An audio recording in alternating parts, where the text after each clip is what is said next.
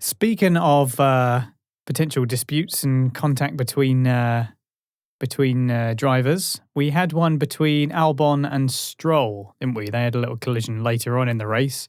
Albon perhaps a little bit optimistic. What did you make of this contact that we had? Do you think someone's at blame here or a racing incident?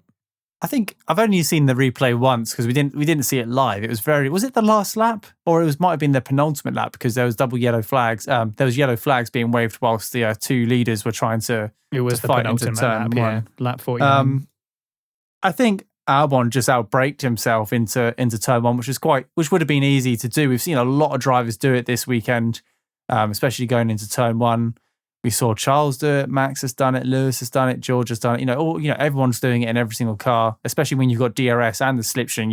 You've probably got a little bit of overspeed and you've missed your braking point by a little bit and you've gone straight on.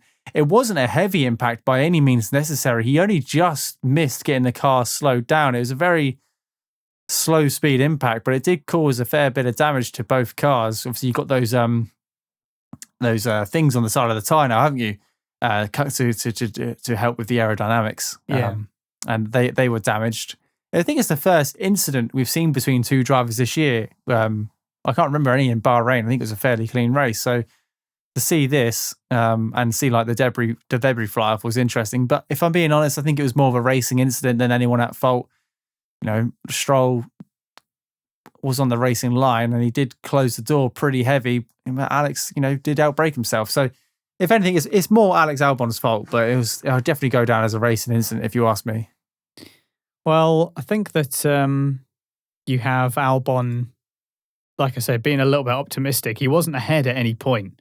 No. And he does lock up as well just before he hits him. So he's obviously like going in a little bit deep. And I just had a quick check to see if there's any news on it. And it looks like Albon's been given 2 penalty points and a 3-place grid penalty for Australia. So obviously the powers that be have decided that he's at fault at that one. He was at fault then?